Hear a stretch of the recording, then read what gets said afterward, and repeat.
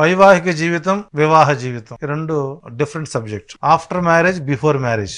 Before marriage యవ్వనవంతుడైనటువంటి పురుషుడు, యవ్వనవతైన స్త్రీ, సో రెండు వేరు వేరు జీవితాలు ఏకం చేసుకోవడం. ఇక్కడ ఎంసెట్ ఎగ్జామినేషన్ రాస్తారు, ఎంట్రన్స్ రాస్తారు, అట్లాగే నీట్ రాస్తారు ఎంబీబీఎస్ కి, లా సెట్ రాస్తారు. ప్రతిదానికి ఇప్పుడు ఎంట్రన్స్. సో ఎంట్రన్స్ లేదే క్వాలిఫైడ్ అయితే గానీ మనకి ఏది కూడా సరైనటువంటి ఫలితాలు రావు. అట్లాగే ఈ వివాహ జీవితానికి 18 మార్కుల పేపర్ ఉంటుంది. అబ్బాయి 18 మార్కుల పేపరు, అమ్మాయి యొక్క 18 మార్కుల పేపర్ తో వాళ్ళు వివాహ మ్యారిటల్ ఎంట్రన్స్ రాస్తారు. ఆ రాసినప్పుడు ఆ ఇద్దరి పేపర్లని మనం వాల్యుయేషన్ చేస్తే మినిమం 18 మార్కులు వచ్చాయి. ఇద్దరు 9 మార్కులతో పాస్ అయ్యారు అనుకుందాం. అంటే 50% కలిసింది. అంటే దాని అర్థం జస్ట్ క్వాలిఫైడ్. ఈ 50% అన్నది కలిసి ఉండొచ్చు లేదా విడిపోవచ్చు, సస్పెక్టెడ్ అది. సో కాబట్టి ఇక్కడ కేవలం జాతక పరిశీలనలో వివాహ జీవితాల్లో ఇప్పుడు నడుస్తున్నటువంటి ట్రెండ్ లో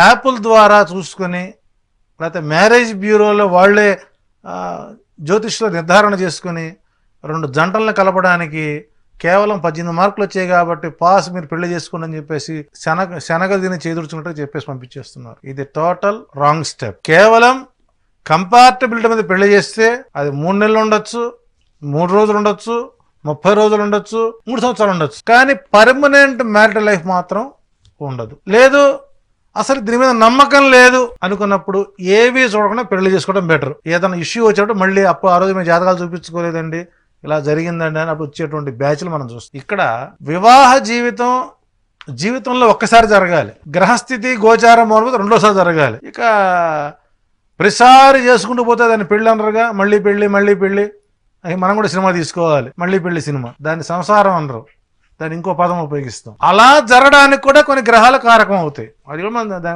భవిష్యత్తులో దాని గురించి వివాహ ప్రకరణం మీద సుమారు మనం ఓపికగా ప్రేక్షకులు మనం సహకరిస్తే ఒక 60-70 ఎపిసోడ్లు చేయొచ్చు దాని మీద. ఇక్కడ వ్యక్తిగత జాతకం, సో ఒక అబ్బాయి జాతకంలో ఉండేటువంటి గ్రహస్థితుల అంతర్గత లోపాలు, లాభాలు, అమ్మాయి జాతకంలో అంతర్గత లోపాలు, లాభాలు, ఇవన్నీ కూడా మనం బెరేసుకుని మెరిట్స్ని అనుసరించి ఈ వివాహం చేయొచ్చా చేయకూడదా, ఈ అమ్మాయి వచ్చిన సమయం ఇక్కడ అభివృద్ధి ఎలా ఉంటుంది, పతనం ఎలా ఉంటుంది, ఈ అబ్బాయి వాళ్ళ ఇంటికి వెళ్తే వాళ్ళ పరిస్థితులు ఎలా వస్తాయి. సో ఓవరాల్గా జ్యోతిశాస్త్రం నమ్మకం ఉంటే నిష్ణాతుల చేత చేయించండి.